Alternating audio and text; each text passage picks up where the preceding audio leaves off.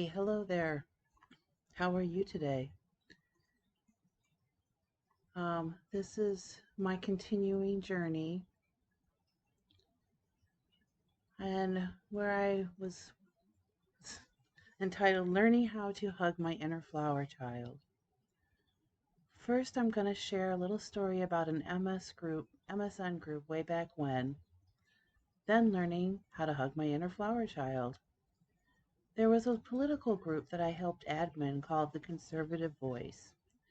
We had the audacity to question the president, which I might point out is not only our right, but our duty as U.S. citizens. This is one of the Bushes. Now, other Republican groups attacked us. How dare we question our president? Excuse me. In the end, somebody bent the ear of one of the other admins, and one morning our group simply disappeared. I share this to illustrate that divisiveness not only exists between the two parties, but within them.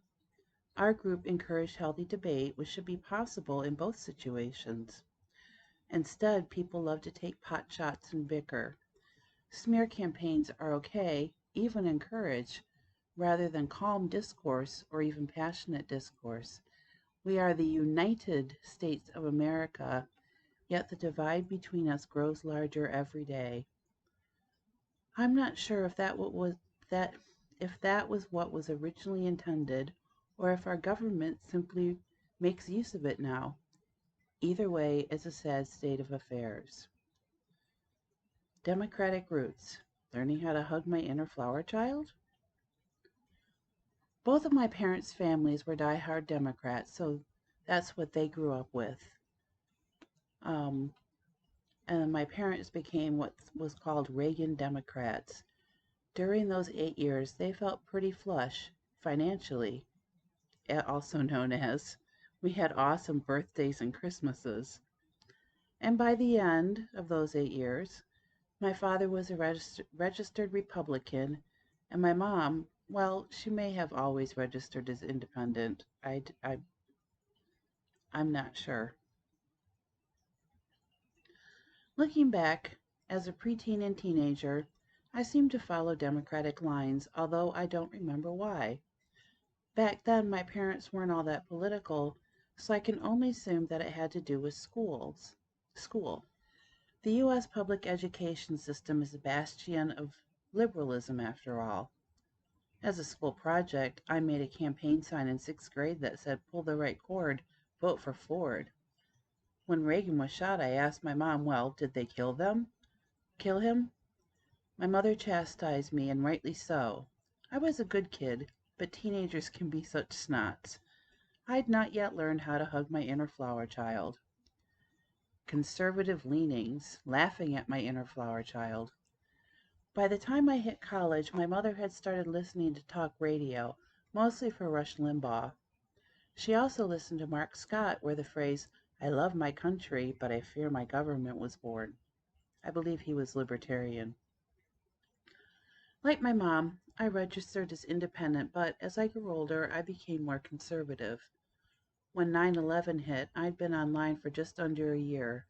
Looking for solace, I joined some Republican groups on MSN. Eventually, I helped admin one, as mentioned above. Once you've experienced the infighting, also as illustrated above, things begin to crystallize. People are gaslit with terms like rhino, Republican in name only.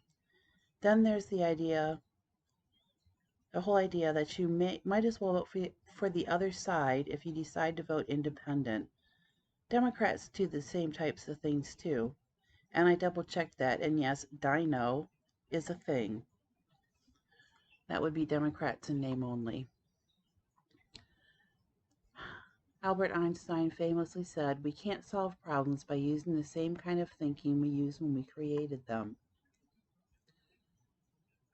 Apolitical reason. Until politics get brought up, we get along famously. I was flabbergasted that my cousin and her family felt crushed during the Clinton era rather than the Reagan era. My only conclusion is that many get so entrenched in one ideology that it affects every aspect of their life. I had a dear friend that I spoke with online that was convinced that her circumstances were heavily impacted by the party in power. In this case, Bush Jr. seemed directly connected to her monetary situation. All of her woes were George Jr.'s fault.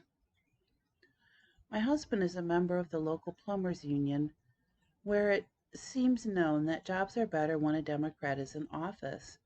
They were thrilled when Obama was elected, but I didn't see any difference in their workforce.